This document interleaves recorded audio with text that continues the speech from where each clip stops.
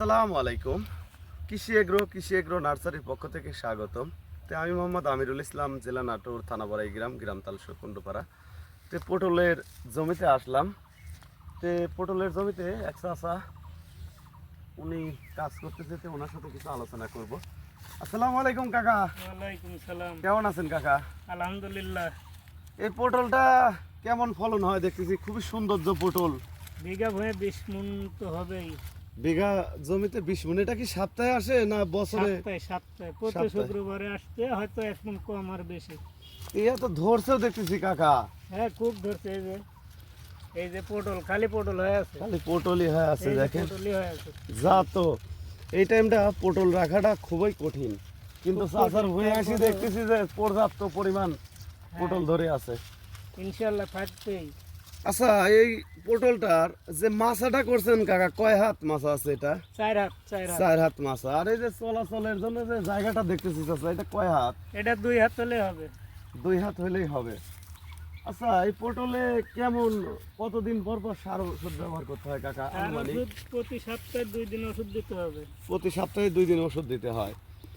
তাতে এটা হরমোন ওষুধটা বেশি ব্যবহার করতে হয় না বিষ? হরমোন সপ্তাহে 1 দিন আর বিষ ব্যবহার করতে হবে। সপ্তাহে হরমোন 1 দিন আর বিষ 1 দিন। বিষ আচ্ছা, এই চারাটা মূলত কয় হাত পর পর লাগালে সর্বোচ্চ বেস্ট হয়? মানে লাইনের মধ্যে দেখতেছি আমরা যে টপ চারাটা লাগালে 2 হাত পর পর লাগাতে হবে, আর লতার লাগালে এমনিতেই পাইরে দিয়ে লাগালে পরাপরি লাগাতে হবে। 1 হাত পর পরে লাগালে এনাফ হ্যাঁ। হয়ে যাবে।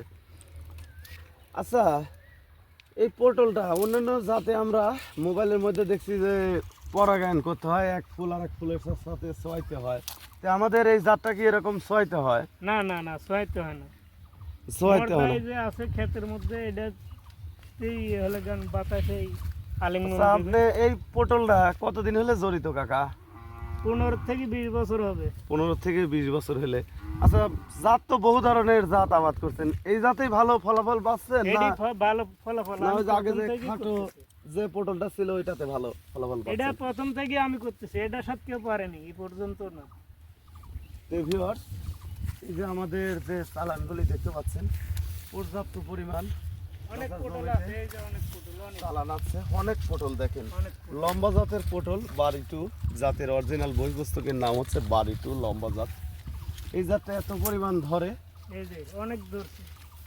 চোখে না দেখলে আসলে বিশ্বাস করার মতো না। দেখেন, পরতে পরতে পটল ধরে আছে। এই সময় তো পটল আটকে না, তারপরে আল্লাহ দিলে যে পটল আটকেছে এক্ষেত্রে আর কারো জমিতে আছে বলে বিশ্বাসও নেই। এই যে দেখেন কি পরিমাণ ধরেছে, এই দেখেন থোকায় পরতে থোকায় পরতে ধরছে, এই যে ঠোকায় ঠোকায় ধরে আছে। এই যে থোকায় থোকায় ধরছে, থোকায় থোকায় ধরছে। এই যে এই দেখেন পটলের সাইজটা কি সুন্দর, সাইজ দেখলে এটা দেখা যায়। জালি, তো এটা জালি, একেবারে জালি।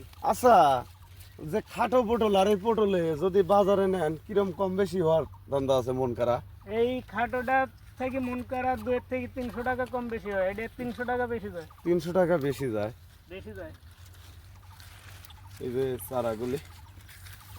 তো ভিউয়ার্স, আপনারা যদি বাড়িটু জাতের লম্বা পটলের চারা সংরক্ষণ করতে চান, আমরা বাংলাদেশের প্রতিটি জেলায় সুন্দরবন কুরিয়ার সার্ভিসের মাধ্যমে পাঠাই।